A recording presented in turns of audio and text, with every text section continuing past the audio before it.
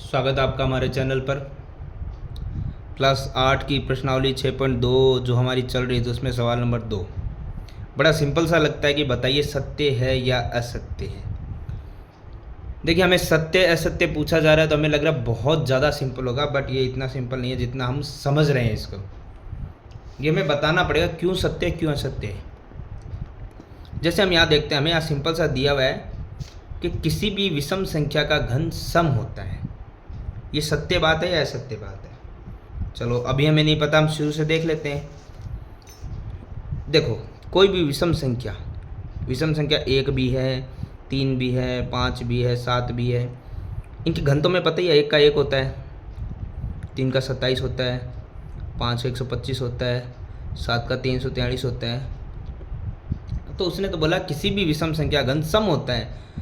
उसका घन सम हो रहा है क्या? ये सम है क्या? ये सम है क्या? ये सम है क्या? नहीं, ये तो विषम है। तो हम कह सकते हैं ये वाली बात सच नहीं है, उनका सबका घन सम नहीं विषम ही होता है। तो हम कह सकते हैं ये हमारा कथन क्या है? असत्य। क्या है? असत्य। इसे हम कुछ अलग कलर से लिख देते ताकि आपको आराम से इजीली दिखाई दे। असत्य, ठीक है। इसी प्रकार हमें आपसे पूछा गया कि अगर एक पूर्ण घन 2 शून्यों पे समाप्त नहीं होता है।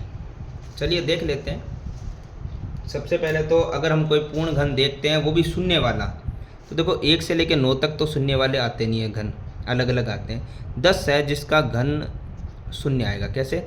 10 का घन होता है 1000, ये तो आपको पता ही है। तो वो 2 शून्यों पे समाप्त हुआ है या 3 शून्यों पर समाप्त हुआ है? वो 3 शून्य, शून्य मतलब 0, 3 पे समाप्त हुआ है। 2 पे तो नहीं हुआ, वो भी तो कह रहा है 2 पे नहीं होता है। 2 पे नहीं होता है भाई, ये बात क्या सत्य है या असत्य है? ये बात हमारी है सत्य है, ठीक है। इसी प्रकार हमारा आगे सवाल नंबर 3 ये कह रहा है यदि किसी संख्या का वर्ग 5 पर समाप्त होता है तो उसका घन 25 पे समाप्त होता है या नहीं होता है, ये हमें देखना है। देखो, एक सिंपल सी एक चीज़ देखते हैं हम यहाँ पर। देखो, अगर किसी संख्या का वर्ग 5 पे समाप्त होता है, 5 पे समाप्त होता है, 5 ही नहीं कह रहा है। जैसे अगर मैं 5 का अगर वर्ग निकालूँ तो 25, यानी 5 पे समाप्त होता है, ऐसे कह रहा है। संख्या आगे कुछ भी हो सकती है, ठीक है, लेकिन अंत 5 पे होता है, तो ऐसे ये कह रहा है। तो अगर उसी संख्या का घन निकाले तो क्या वो 25 पे एंड होगा? जैसे मैं 5 है तो उसी का घन निकाल लेता हूँ, तो 5 का घन कितना होता है? 125, ठीक है। इस प्रकार से हो गया। चलिए, अब हमें क्या लगता है? हाँ, ये बात तो सत्य होगी क्योंकि हाँ समाप्त हो रहा है। लेकिन इसने क्या बोला, पूरी बात सुनिए आप। उसने बोला है किसी भी संख्या का। तो अब हम 5 वाली कोई और भी देख लेते हैं। 5 हमने देख ली, बात सही लग रही है, लेकिन जैसे हम आगे 5 वाली संख्या जो कि हमारे पास 15 है, उसका घन निकाल देते हैं। तो 15 घन तो आप निकाल सकते हो ना, 15 की 3 बार गुणा, वो होता है 3375, यानी 3375। लो भाई, तो जिसका 5 से शुरू हुआ था उसका घन 25 पे तो समाप्त नहीं हुआ। तो ये कभी कभार तो हो रहा है, लेकिन हर बार नहीं हो रहा है। हर बार ये चीज़ नहीं हो पा रही है। तो आप सिर्फ 1-2 संख्या ना देखें। जैसे मैंने भी यहाँ पे देखा किसी भी संख्या का विषम घन पर समाप्त होता है क्या, तो मैंने कई संख्याओं का देखा था। तो ऐसे ही आप कईयों का देखो कि एक का तो घन निकल गया 25 पे, इसने बोला ना 25 पे समाप्त होता है, लेकिन सबका नहीं निकल रहा। जैसे 25 का निकालोगे तो शायद उसका निकल जाए, 35 का शायद ना निकले या निकल जाए। वैसे 15 का तो नहीं निकला, 25 पे 75 आ गया, ठीक है। तो इस प्रकार से ये बात हर बार तो सही नहीं होती है कि हर बार सबका घन 25 पे ही समाप्त हो, यानी अंत वाली संख्या 25 हो, बाकी आगे कुछ भी हो। ऐसा हर बार तो नहीं होता है। तो ये हमारा कथन क्या हो गया है?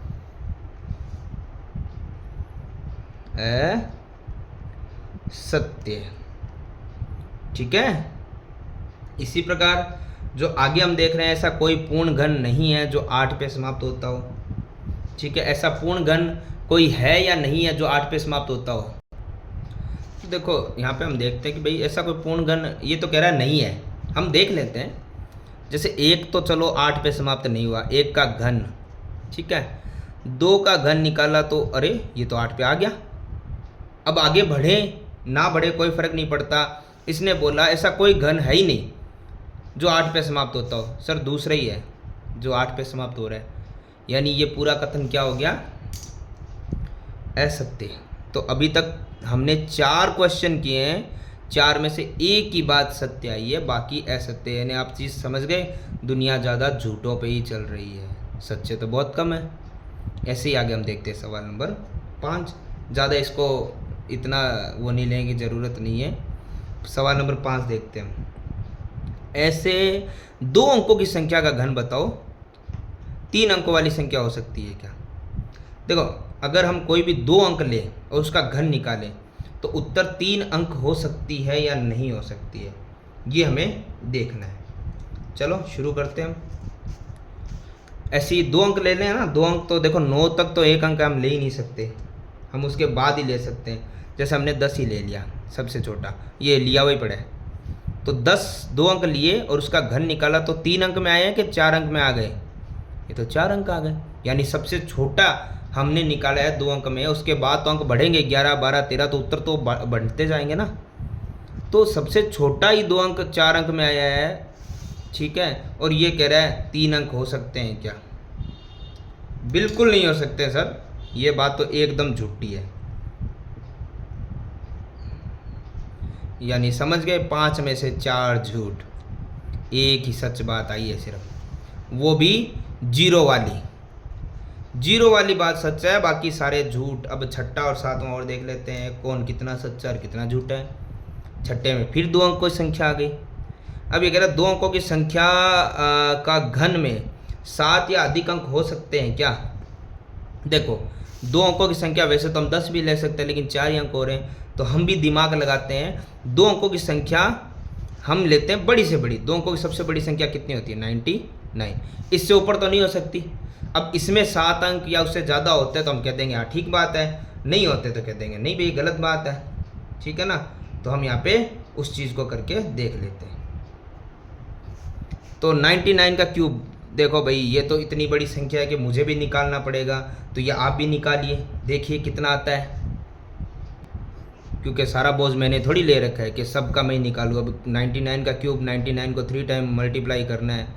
कौन सा मैं के दिमाग में कैलकुलेटर लेके पैदा हुआ था कि इतनी सारी संख्या को मैं कर सकता हूँ। हाँ, इनका स्क्वायर तक तो हाँ इजीली निकाल सकता हूँ मैं, 9801 होता है 99 का, लेकिन 1 और 99 की हमें मल्टीप्लाई करके देखना पड़ेगा, तब पता चलेगा ना कितना बड़ा क्यूब आ सकता है। तो चलो भैया शुरू करो, गुणा करो, और क्या है। ये तो देखो सर ये आ जाएगा हमारा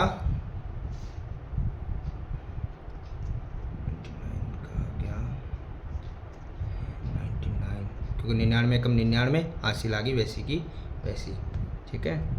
और 8 आ गया, 8 72, 2 7 792, 81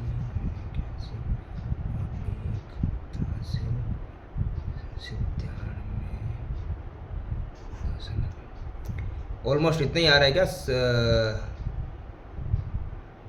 9,17,299। देख लो भाई, ये चेक करके देख लेना एक बार।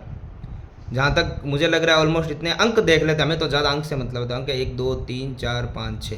लो भाई, यहाँ पे क्या बोला गया था? 2 अंकों की संख्या, हमने 2 अंकों की सबसे बड़ी संख्या ली है, इसके बाद तो कोई बड़ा अंक हो ही नहीं सकता, और उसका घन मैंने निकाला। तो ऑलमोस्ट संख्याएं शायद मेरी सही या गलत हो जाए, बट अंक नहीं हो सकते, अंक शायद 6 ही आएंगे। और ये कह रहा है 7 या उससे ऊपर हो सकते हैं क्या? कभी नहीं हो सकते सर, क्योंकि सबसे बड़ी संख्या का ही 6 अंक हो रहे हैं, उसके बाद तो फिर 3 अंकों की आएगी। तो 2 अंकों की संख्या का घन 7 या उससे अधिक कभी नहीं होता है, ये बात क्या है? असत्य। लो भाई, 6 में से 5 झूठ आ गए हैं, कर लो बात, क्या समझें और क्या करें, 5 झूठ। चलो एक आखिरी उम्मीद और चल रही है हमारी, सवाल नंबर 7। 1 अंक वाली संख्या का घन बताओ, 1 अंक वाली संख्या हो सकता है या नहीं हो सकता है? चलो सबसे सिंपल, 1 अंक वाली सबसे छोटी संख्या 1 है, और उसका घन 1 अंक में हो रहा है या नहीं हो रहा? चलो कोई तो मिला हमें सत्य बात कि हाँ 1 अंक वाली कोई संख्या लोगे तो उसका घन 1 अंक में हो सकता है। तो ये बात हमारी क्या हो गई? सत्य। चलो एक शुरू में और एक अंत में सत्य ने लाज बचाई, वरना झूठ ही झूठ पे दुनिया कायम थी। तो तो ये हमारा सवाल नंबर 2, प्रश्नावली 6.2 होती है समाप्त।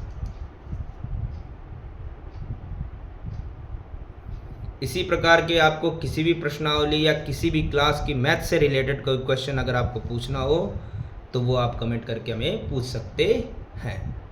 धन्यवाद।